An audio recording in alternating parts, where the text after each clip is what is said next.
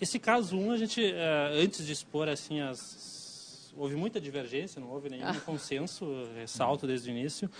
E tem várias questões assim prejudiciais no enunciado que influenciariam muito os rumos das decisões. Já vou expor brevemente a questão. A primeira questão apontada foi que o enunciado ele é um tanto quanto omisso se na via administrativa chegou a haver essa dupla queixa, né, por questões ortopédica e neurológica, né? Foi só uma constatação, como não está no enunciado, que eventualmente, conforme o caso, para alguns teria alguma repercussão diferente, né, na instrução. Só um parênteses. Eu não consegui entender, alcançar esse problema. Se ele só reclamou de doença neurológica lá no INSS, ele não pode reclamar judicialmente? Pois é. Mas qual é a causa de pedir? Está associada à doença incapacitante, a causa de pedir. Ok. Não há como o INSS. A causa de pedir está associada à causa de Não, vocês já pararam, não, eu estou sendo provocativo, vocês já pararam para pensar que assim como o perito judicial tem que fazer uma análise holística da pessoa, o do INSS também? Pode ter feito e não estabelecer cada incapacidade que está reclamando somente nos autos, daí não teria havido requerimento administrativo. Porque o que o INSS faz? Não é só o CID que nós consideramos. Não, eu sei. Nós consideramos todo o histórico. Então, ele vai no INSS e diz todos os problemas que ele está apresentando. Se ele não relata que estava com dor no joelho, como é que o INSS vai saber que ele apresenta dor no joelho? Aí ele chega em juízo e diz, olha, eu tenho depressão, que foi o que ele disse na esfera administrativa, e também tenho uma dor no joelho. Como é que o INSS vai analisar a dor no joelho e dizer que ele está incapacitado? E a gente pode dar em juízo desde aquela DER, se o INSS sequer podia, ele não tem como adivinhar que ele estava com dor no joelho. Mas aí eu pergunto, vê bem aonde que eu quero chegar. Qual é o papel do juiz? Essa dor no joelho é incapacitante? Mas é isso que nós podemos analisar, só que ele tem que... Não, vê bem, tá? É incapacitante? Se ele vem se queixar só em juízo, mas incapacita, vocês vão obrigar ele a entrar com outro requerimento administrativo e numa época diferente. Mas o próprio Supremo... Não, o Supremo diz que tem que pedir o... Bom, não, eu só vou deixar bem claro, porque assim, ó, qual é a posição que eu sempre adotei como juiz? Eu tenho que resolver o problema, tá? Ele pediu o benefício porque ele não podia trabalhar, tá? Às vezes, vocês, claro, é a tal da causa direta, remota, enfim, não vou entrar nessa discussão doutrinária de causa, mas às vezes o que me deixa preocupada é que no processo tu tem elementos que configuram a incapacidade, tu vai extinguir e obrigar ele a entrar com outro pedido, com outra DIP, se a incapacidade é real, sabe? Essa. Eu não quero convencê-los ninguém, mas eu me preocupo com isso porque nós temos que resolver o problema daquele. O segurado tem direito? Tem. Ele tem direito, ele não pode trabalhar. Tá? Não, agora, se a gente impede. Só um pouquinho. Não, pois é. A gente não faz a perícia, uma nova perícia. Não, nem a nova perícia, pelo que eu vi, indefere inicial. Mas daí não é questão de pouco tempo, por exemplo, pelo menos que eu tenho questão de meses. É provocativo, pessoal, é intencional provocar, porque eu volto a insistir, vocês são juizado. Foi justamente... Não, justamente aplica-se o CPC ou não? Doutora Vilde, só para contar como a gente recebe pressão dos dois lados, até nem referi, mas extra aqui, conclusão, eu quase fui linchado pela Procuradoria do INSS porque o segurado tinha uma queixa ortopédica, dores nas costas, não sei o quê, tipo setembro de 2015, ou outubro, benefício indeferido, e em abril de 2016 ele teve diagnosticado um câncer, ele ingressou diretamente com a ação no judiciário. Eu deferi liminar porque eu vi que tinha uma discussão lá de que ele teria que considerar os 12 meses do seguro-desemprego. Eu concluí que mais ou menos o INSS provavelmente indeferiria por perda da qualidade de segurado, deferia liminar para implantar antes da perícia, inclusive, para a questão oncológica, que só foi diagnosticada 6 meses depois daquele pedido com causa ortopédica. Mas a Procuradoria do INSS, olha,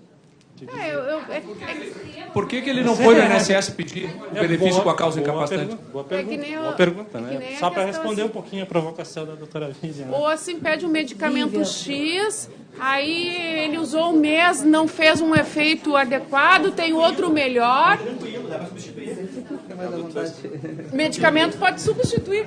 Por exemplo, assim, como é que eu paro desse suposto? Lá na vara, se ela é igual inicial, duas doenças, eu vou investigar as duas doenças mesmo que o processo administrativo tenha só uma. Acontece que, às vezes, alguns segurados chegam na perícia orientados e dizem assim, olha, eu também estou depressivo. E não consta nada, nem na inicial, Aí não. e nem... Mas isso é muito comum também. É muito comum. O que me preocupou é que se ele não constou na inicial, e aí... Ah, não, se consta na inicial, eu acho que dá para pensar. Mas, enfim... Enfim, é que indo para o esquema oposto, a gente está abrindo precedente para que eles consigam investigar tudo, esses poliqueixosos, como a gente chama, né? Sim, que tem doenças de todas as ordens. Enfim, obrigado. Sem falar nos outros requisitos, né, que tem que analisar, a qualidade de segurado e a carência. Às vezes, então, a pessoa, como a Dulce estava colocando aqui, ela em 98 tinha uma doença, se curou, tá? Daí, depois de um tempo, vem e pede por uma nova doença que nunca foi alegada, e que é retroativo desde lá. Então, tu tem que fazer esse exame.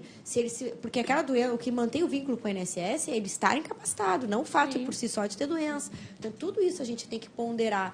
Então, não é deferir por deferir, nem deferir por indeferir. É ponderar cada caso, me parece. Porque se fosse para conceder, então para que a gente está aqui? Não faz? Só defere, tem que analisar. Posso prosseguir? Tá, consegue. Obrigado. Bom, então, prosseguindo... esse segundo ponto, quanto à necessidade, se agiu corretamente o juiz desse suposto caso, houve aí conclusões divergentes, muito delas motivadas pela questão do enunciado dizer que se o perito desse processo em específico analisou ou não a questão neurológica, já que a expressão silente por considerar superficiais os sintomas deixou bem dúvida assim, se realmente o perito considerou, fez a exposição no laudo ou não da questão neurológica, ou seja, se aquilo foi avaliado ou não pelo perito, com, obviamente, descrição no laudo. Se não houve essa análise pelo laudo, praticamente consenso que haveria necessidade de, no mínimo, mandar complementar a perícia para análise da questão específica neurológica. Ou, para alguns, tendo em vista aí a questão específica da neurologia, inclusive com uma nova perícia com um especialista em neurologia. Por outro lado, se essa conclusão, por considerar superficiais os sintomas, se isso constou do laudo, ou seja, se o perito médico do trabalho considerou os sintomas, as repercussões neurológicas bem superficiais, vários colegas do grupo, enfim, entenderam que o laudo estaria suficiente, portanto, estaria adequadamente instruída a demanda para ser sentenciada sem necessidade de complementação, porque daí cairia a alegação no sentido de que a impugnação é decorrente do fato de a análise da questão neurológica não ter sido feita por um especialista da área, por um generalista, no caso, médico do trabalho. E o grupo 2 concorda? Sim. Concordamos. Na circunstância do caso concreto, seria apropriado que o laudo médico realizado por médico do trabalho fosse complementado. E a depender do resultado, eventual designação com especialista em neurologia fosse considerado. Também no caso concreto, a interposição dos mais criativos recursos não seria admissível, pois não presente erro evidente e tampouco questão material a ser uniformizada. É mais ou menos essa a posição. Certo. E o terceiro? O terceiro foi mais ou menos nessa linha, também não teve muita divergência entre os membros do grupo, né? Mas a gente mencionou também a questão da importância de constar na inicial as moléstias todas, e de fato, se houve uma omissão na análise da moléstia neurológica, o laudo no primeiro momento deveria ser baixado para ser complementado. Tá? Então, ou na linha do que o Joel falou também, né, se entender como necessário uma perícia neurológica por um especialista, a designação de uma nova perícia. A gente não chegou a entrar no mérito desses recursos, assim, incidentes de uniformização seriam interpostos contra esse laudo. Mas na linha do que a jurisprudência tem se formado, me parece que, se a gente reconhecer que houve esse exame de defesa, né, de fato, o incidente poderia vir a ser provido. Mas, claro, né, verificando caso a caso se essa prova deveria ou não ser feita. Não sei se alguém do grupo discorda, aí quer se manifestar. Está sendo fiel. Em tese, na verdade, essa matéria, na verdade, não pode ser objeto de incidente, né? Sim. A gente não pode conhecer disso. Ele está julgado, bem ou mal julgado, está julgado. Mas aí tem uma questão que, às vezes, não é exatamente a produção da prova, que, no caso, não cabe, né? Mas uma valoração, que até é o título daqui. Então, teria que ver, realmente, no caso concreto, se não seria uma questão de valoração e aí poderia ser admitido. Exatamente, foi essa linha. Mas para valoração, a prova tem que estar nos autos. Se é uma prova que não está. Ai, não é. Mas não o cerceamento tem. Mas quando há alegação de cerceamento, muitas vezes a TRU aceitava o incidente e mesmo que a lei diga que matéria processual não cabe. Atualmente nós não estamos conhecendo. Ai, atualmente. Mudou? Embora o conheça, Mudou, então. O coordenador precisa conhecer os relatores. E o grupo 4? Bom, há premissas aqui no enunciado que nós tivemos que fazer porque havia omissões aqui para a gente se posicionar com mais clareza. Mas, em princípio, o nosso grupo entendeu com o indeferimento de qualquer quesito complementar. Embasado em quê? Embasado na premissa de que inexistia nos autos qualquer documento por médico neurologista atestando causa incapacitante de ordem neurológica. Parênteses. A gente sabe que há escritórios que, reiteradamente, quando requerem perícia ortopédica, já requerem, em conjunto, perícia neurológica. Então, há que haver documento médico nos autos atestando uma incapacidade de cunho neurológico. Se não houver, que foi a premissa que o grupo acolheu, correta o indeferimento. Por que o grupo se manteve nessa linha? Pela manifestação do perito médico do trabalho, que disse sintomas neurológicos superficiais. Queremos crer, o grupo, que, tendo em vista a manifestação do perito de que os sintomas neurológicos eram superficiais, ele não identificou nos autos qualquer prova médica relevante que atestasse causa incapacitante de natureza neurológica. Portanto, correto o indeferimento da perícia. Do que o grupo discorda? Dos fundamentos do colega, né, que efetivamente deveriam ser estes, ora relatados pelo grupo, e não mera e simplesmente porque o médico do trabalho é generalista, porque a prova é para o magistrado julgador e não para o processo. Enfim, o grupo discorda dos fundamentos do julgador, né, absolutamente inapropriados para o caso concreto. Né? Quanto ainda à decisão da turma, à vista da fundamentação falha do julgador, o grupo entendeu por rejeitar a confirmação da sentença pelos próprios fundamentos, em face desse pressuposto de que havia omissões no julgador. Mas entendeu o grupo, à vista das premissas relatadas, que seria incorreto julgar improcedente o pedido. Pergunta. Agora, qual a exposição me ocorreu? Ingresso com a ação, eu tenho um atestado do neurologista dizendo que a pessoa não tem condições de trabalhar. Perito médico do trabalho diz que os sintomas são superficiais. Qual a opinião médica que deve prevalecer?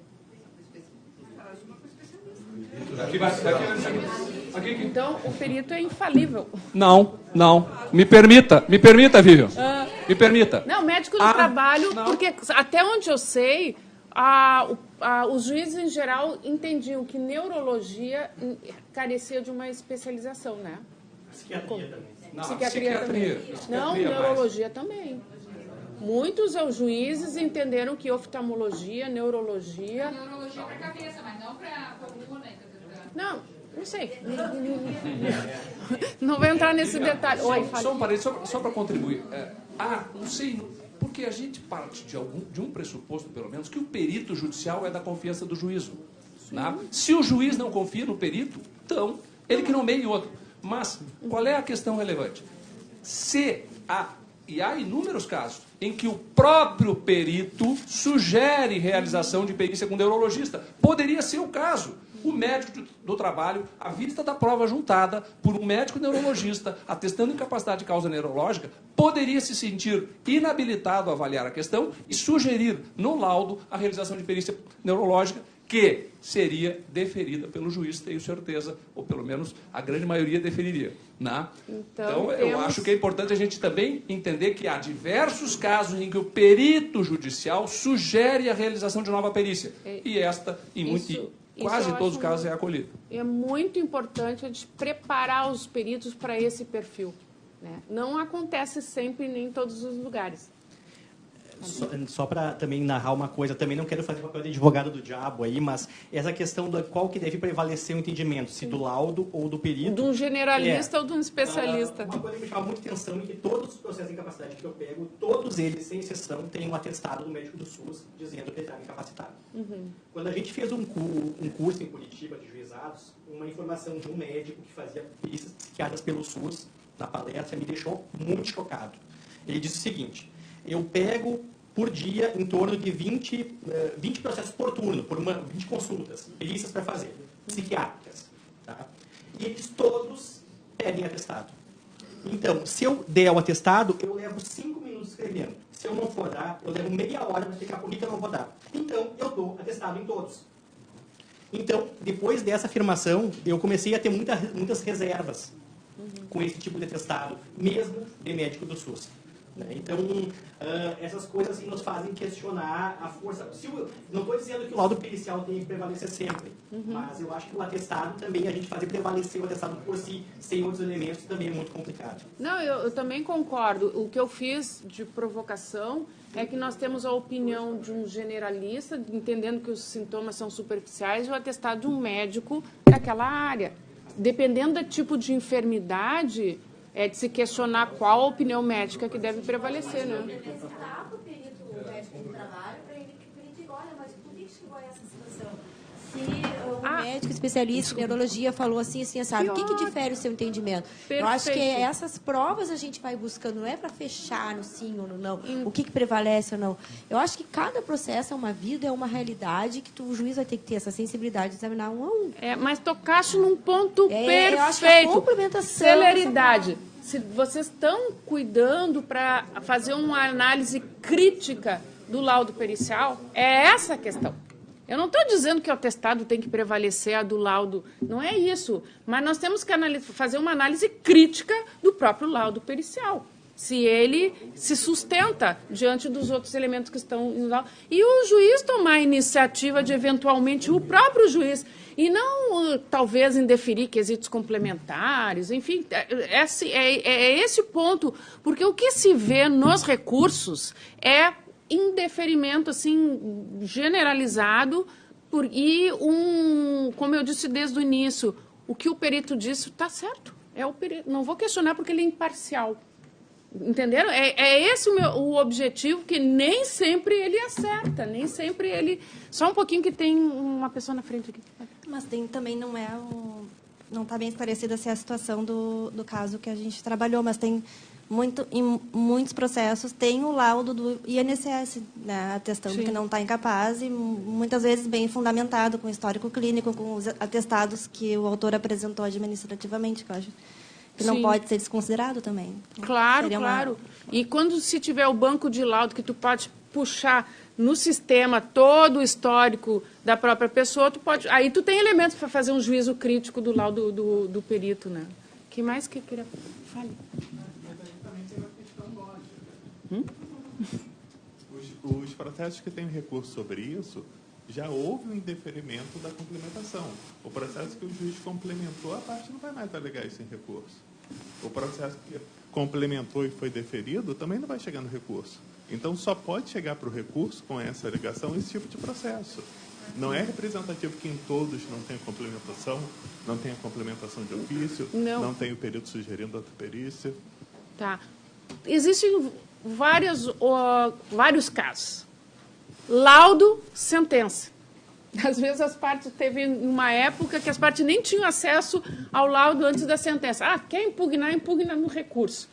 Isso é um retrabalho, porque se alguma coisa realmente tem procedência, tu vai ter que anular a sentença e voltar. Mas aí é não aplicar o CPC, porque a lei juizada, eu dou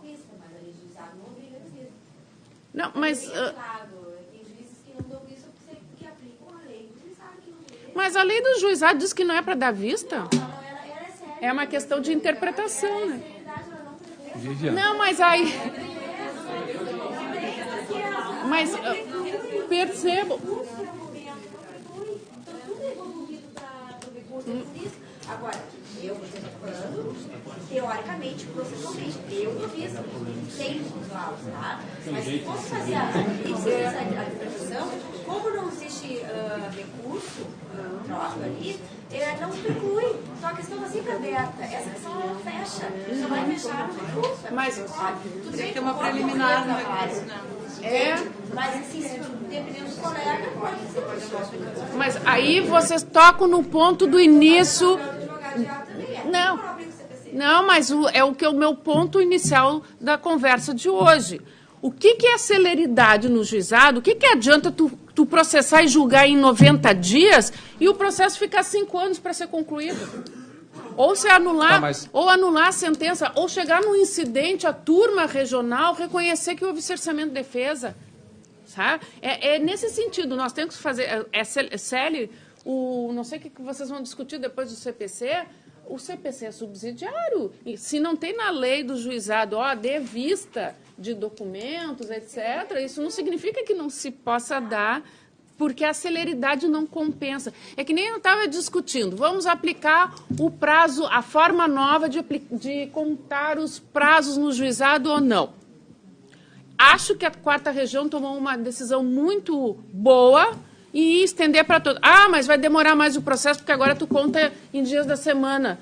Mas a pressa em concluir, no final, não vale a pena. Porque tu vai criar 2 sistemas. Aqui na Justiça Estadual está uma briga com os advogados, porque o juizado é um microsistema que não se contamina com as novas normas do CPC. Mas não faz sentido num processo eletrônico já é complicado no penal, né? No penal. Tu vai ter 3 sistemas diferentes de cômputo de prazo, não faz sentido. Né? Vivian, só um parênteses. É que assim, há uma reflexão a ser feita aí, que é uma reflexão institucional. Porque, na verdade, é o seguinte, nós, juízes de primeiro grau, somos muito cobrados por números. Números e mais números. Quer dizer, o que a instituição quer? Números que representam celeridade ou ela quer qualidade, ainda que minimamente razoável? A instituição, me parece, que vive um conflito. Ela não consegue se posicionar claramente quanto a isso, porque o que se vê externamente da cobrança do juiz são números, prazos. Agora, recentemente, foi reduzido o prazo para proferimento de sentenças no juizado, de 60 dias para 45 dias. Sabia disso, Lívia?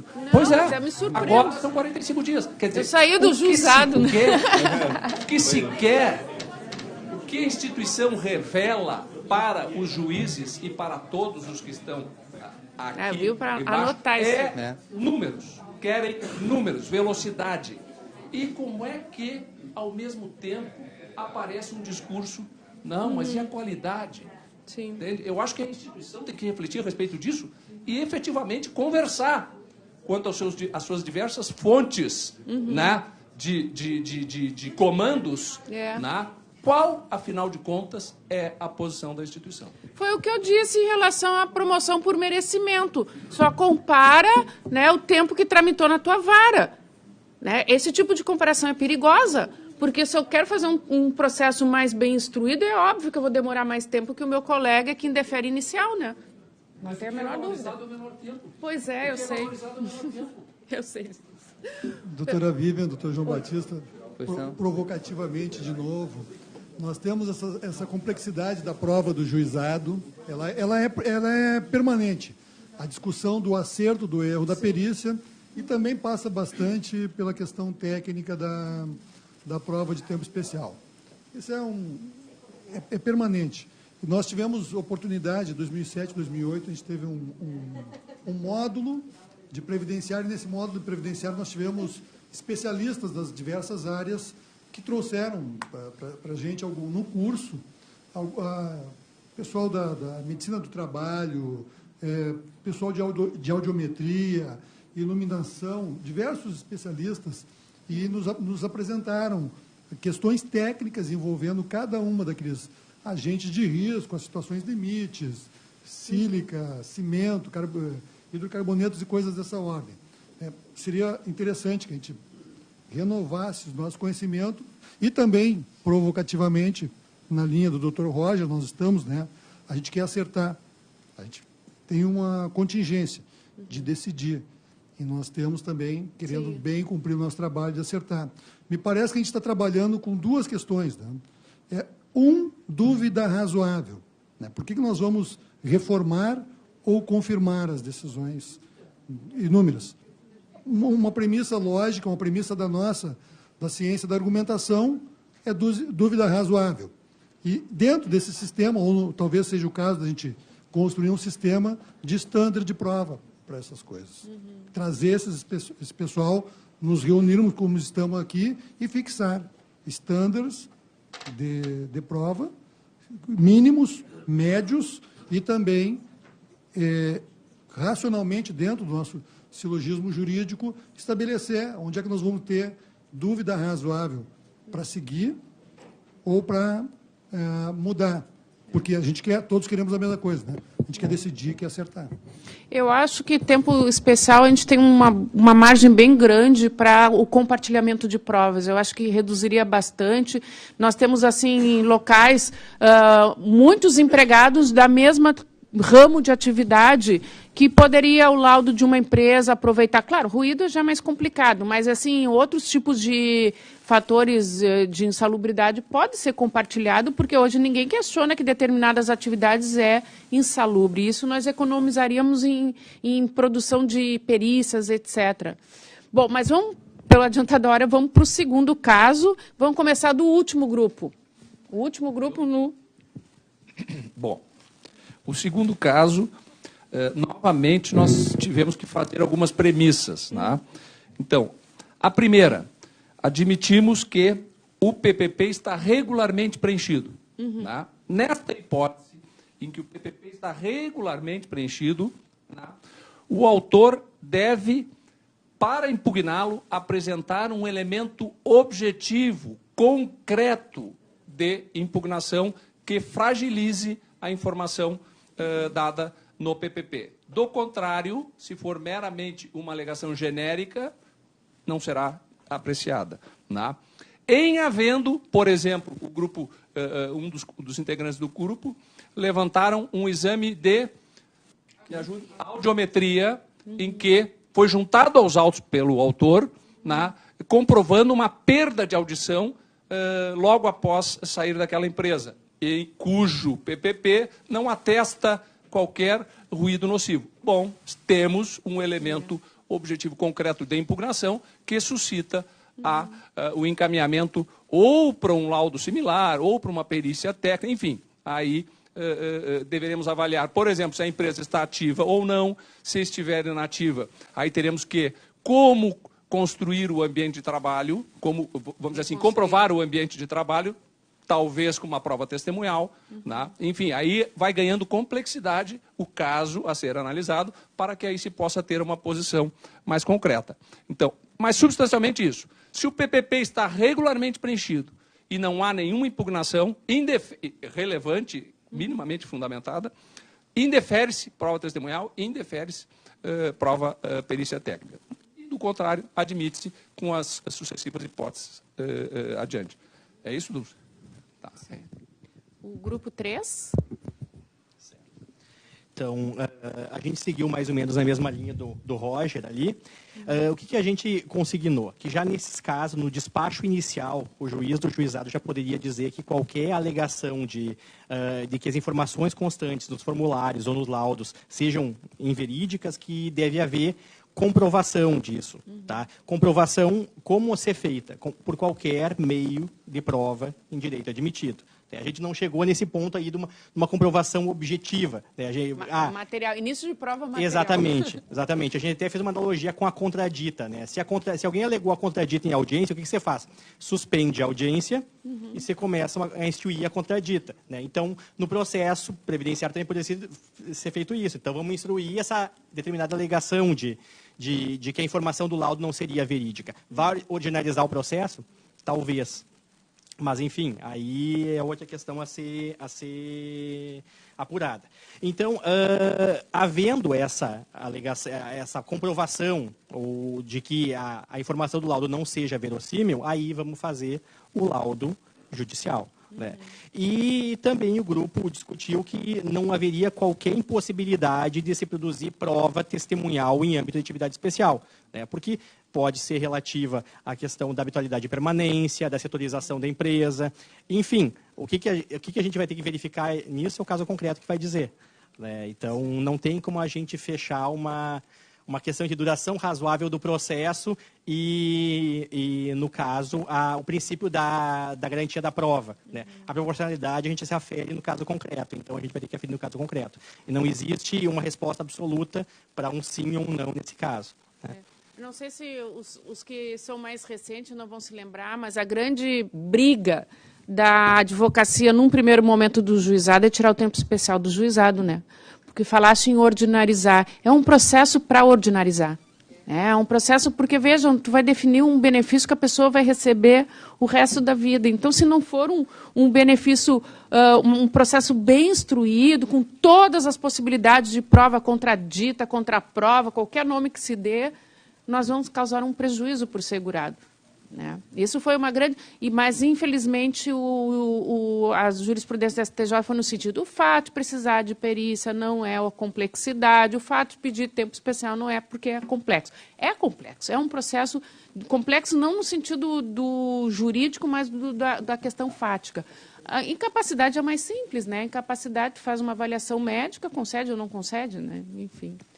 O grupo 2. Então, a gente foi mais ou menos na linha do que o colega Roger colocou, né? Para que seja possível a designação de prova testemunhal, é necessário que seja evidenciada alguma contradição ou omissão do formulário fornecido pelo empregador. Por exemplo, divergência de informações quanto à real atividade desempenhada pelo empregado. Mais ou menos o exemplo que a senhora tinha abordado no que tange a serviços gerais. Sim. Né? Alguma alegação séria e concreta nesse sentido. No que concerne à perícia, é preciso que o autor demonstre a insubsistência do formulário emitido pelo empregador. Aí, como exemplo, por exemplo, um laudo pericial emitido pela Justiça do Trabalho, seria uma circunstância factível, né? Ou mesmo a inatividade do empregador, né? Que é mais ou menos na linha da jurisprudência. Então, a gente tem esse viés mais ou menos na linha do que o Roger tinha colocado. E só para complementar aqui do que o colega tinha colocado, em Santa Cruz, no juizado, nós designamos, no despacho inicial, a gente já determina os estándares probatórios que a gente vai colocar e apreciar, né? E já adverte o autor do que é necessário, né? Só para um dado da realidade que acontece, quando um empregador contrata um empregado e coloca na sua carteira de trabalho serviços gerais, muitas vezes não é para serviços gerais. Ele coloca serviços gerais para estabelecer uma remuneração inferior à atividade que ele efetivamente exerce. Aí, evidentemente, no PPV vai aparecer serviços gerais, mas por isso que eu fico um pouco receosa de indeferir uma prova testemunhal para comprovar quais as atividades reais dele. Porque tu colocar uma atividade inferior, genérica, te permite fixar uma remuneração inferior e as contribuições previdenciárias também vão ser inferiores. Então, nem sempre o PPP realmente contém as informações verídicas. Como é que o empregado vai poder comprovar que a informação é inverídica? Às vezes a prova testemunhal serve. Evidentemente que a prova testemunhal não vai poder trazer aspectos técnicos, né? Ele não vai depor qual é o nível de ruído do ambiente, mas ele pode auxiliar com outros elementos. Não difere muito do que já colocaram os outros grupos. Acho que até a frase, pelo que já foi exposto aqui, sintetiza bem.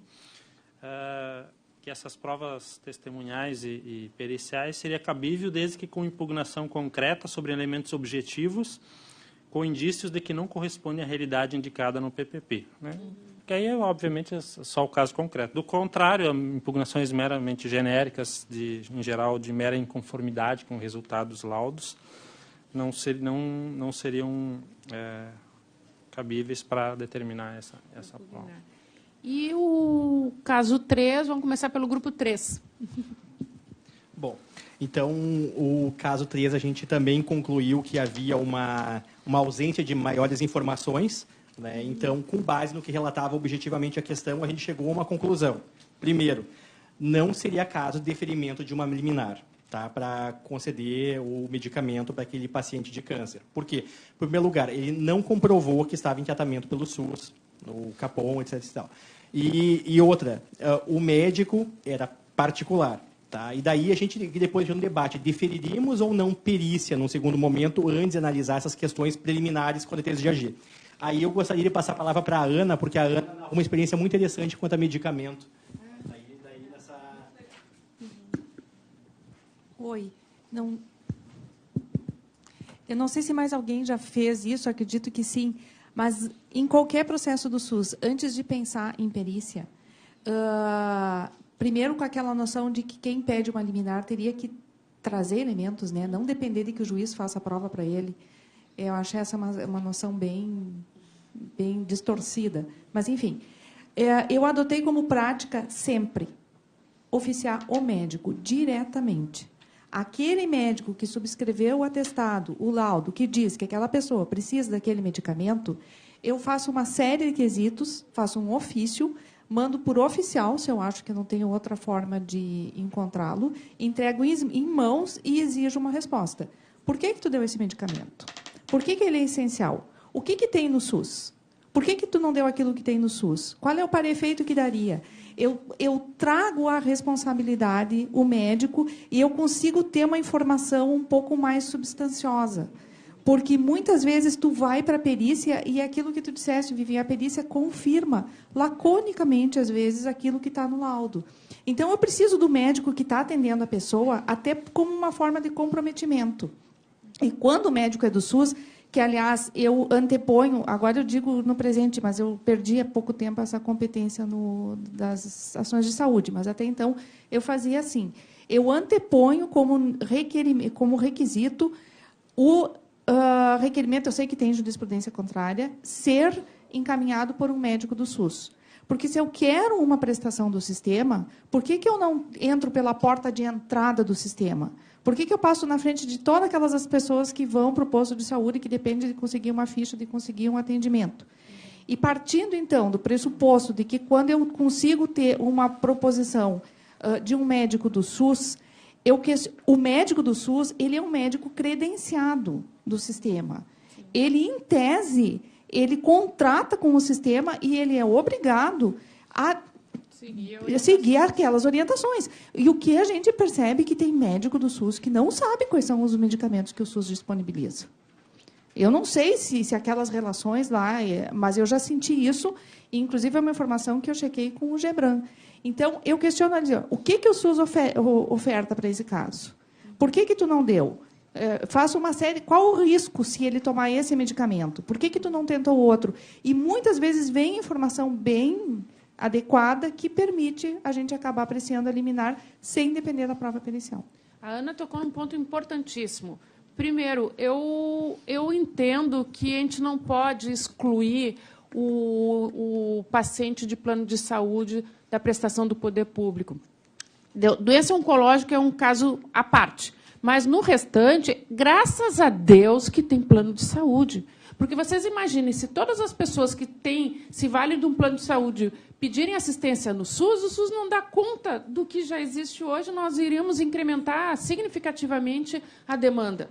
Então, eu acho que nós temos que prestigiar, e isso eu coloco nos votos, prestigiar o paciente de plano de saúde, porque ele está contribuindo para que a população seja bem atendida. Qual é o problema do médico particular, assim, prefeito de liminar? É que o documento médico que vem aos autos, normalmente, não é explícito, por exemplo, se ele já esgotou as alternativas terapêuticas do SUS. Simplesmente vem, o meu paciente precisa do medicamento X. Por isso que eu preciso de uma perícia, porque o perito está orientado para perguntar, bom, o senhor já usou outros medicamentos? Qual foi a reação? Porque, assim, qual é a jurisprudência do tribunal em relação a medicamentos? Quando não é doença oncológica, Pode ser médico particular, pode ser médico de plano de saúde, nós aplaudimos.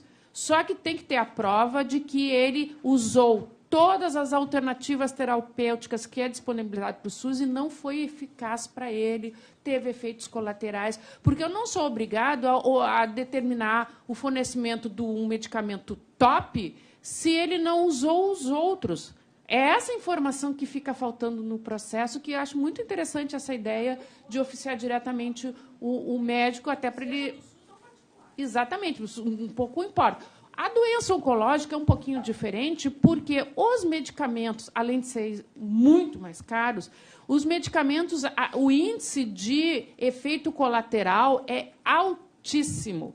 Então, o que acontece? Tu determina, e isso é um cuidado que eu vejo que alguns juízes não têm, determina fornecimento do medicamento X para tratamento por 6 meses. Isso é um risco. Porque tu vai obrigar a União a pagar um medicamento por 6 meses e, às vezes, na primeira ou na segunda dose, não deu certo para aquele paciente. Aí se pergunta, o que eles fazem com a sobra de medicamentos? Por isso que a gente vincula o CACOM, o OCOM, por quê? Tu forneceu para aquele centro de atendimento, certamente aquele medicamento não vai ser desperdiçado, não vai ser comercializado, ele vai ser utilizado em outros pacientes do SUS. Essa é a única lógica de vincular o tratamento oncológico ao SUS. Mesmo no CACOM, tu tem que especificar que ele é Sim. genérico, porque se tiver no CACOM, se for a liminar para fornecer para o seu Luiz, e o seu Luiz morrer no segundo mês, eles têm o adesivo no remédio, eles não utilizam para outra pessoa, porque a liminar mandou utilizar para o seu Luiz. Então, a liminar tem que ser... Eu sei porque a gente tem um grupo daquela gestão de saúde e a gente discute isso com o pessoal do SUS, os do Estado, os procuradores, e isso ficou bem combinado. A gente tem que botar a ordem no processo para que seja reaproveitado em caso ou reaproveitado ou reduzir o tempo. Tem as contracautelas que nós tomamos. Então, assim, a cada 3 meses, prova que ele ainda precisa daquele medicamento, porque, senão, o custo é muito alto. E é um desperdício de medicamentos, né, de fornecer de pronto. Grupo número 2. Então, nas circunstâncias do caso, seria necessário a demonstração da provocação da questão no âmbito administrativo. No caso de doença oncológica, né, CACOM ou UNACOM. Na sequência, se for o caso, isso aí foi por maioria, haveria a designação de perícia judicial. Houve um entendimento de que seria possível a antecipação da perícia judicial desde logo, né? Mas a posição majoritária foi que seria no momento posterior. Pode, sim, como se faz com auxílio de invalidez, né? Alguma coisa assim. O número... Eu acho, né? Tá. 4, depois 1. Ah, tá. Foi premiado, né? Em síntese, já foi referido, mas o grupo 4 o grupo não recomenda o deferimento da liminar antes da realização da perícia médica, tendo em vista que foi instruído o pedido apenas com atestado médico particular. Essa seria a posição mas às vezes a gente não consegue esperar, né? O caso é tão urgente, ainda mais doença oncológica, que esperar uma perícia é um risco. É sempre o drama, né? Aqueles casos difíceis que o juiz tem que julgar. Claro que se for controle de diabetes, essas coisas assim mais tranquilas, que não tem risco de vida, aí a situação é diferente, né? Para a semana seguinte, nesses casos mais... É questão de política de administração mesmo, né? Quando for um caso muito urgente, não dá para esperar. Liga para o perito e vê se consegue encaixar aí para a semana que vem. Nem sempre dá, mas dá para tentar. Nesse caso. Claro. E o número 1? Idêntico aí ao que o Roger colocou, que antes da análise da perícia, acho que concordo com a desembargadora ali, que há casos e casos concretos, mas esses, enfim, não tinha nenhum elemento... nesse sentido, que seria necessária a perícia, tendo em vista que era o atestado firmado por médico particular e sem comprovação de tratamento por um UNACOM, CACOM, enfim, para depois sim analisar a Eu não sei se alguns juízes que trabalham com medicamentos já estão seguindo uma orientação de alguns precedentes do tribunal no sentido assim, esse medicamento é pedido reiteradamente por portadores dessa enfermidade. Vou dar liminar, né? Todos os portadores daquela enfermidade, eles pedem sempre o mesmo medicamento. O que acontece muitas vezes? O medicamento tem registro na Anvisa, mas ele tenha registrado para a doença X e o paciente tem a Y. Aí, isso já é motivo para não fornecer.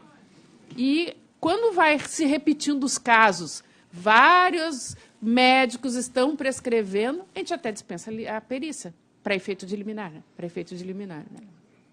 Não sei se... Temos procedido dessa forma ainda. E várias vezes aquele canabiol, etc., acabou, a pressão do judiciário foi tão grande que eles acabaram não só autorizando na Anvisa, como já incorporaram nos protocolos do SUS. Então, a gente vai vendo, às vezes, o próprio juiz ele pode contribuir nesse sentido. Quando ele começa a perceber que todos os portadores daquela enfermidade querem... Quando não tem registro na Anvisa, concordo plenamente, a nossa turma não está dando, só em casos excepcionalíssimos, né? Realmente fica complicado tu deferir liminar para esse tipo de situação. Mas quando é reiterado aquele medicamento com registro só porque é para uma doença e a pessoa é portadora de outra, porque às vezes os registros na Anvisa eles são falhos, né? Ou pelo menos o laboratório não tem interesse em pedir registro para aquela enfermidade.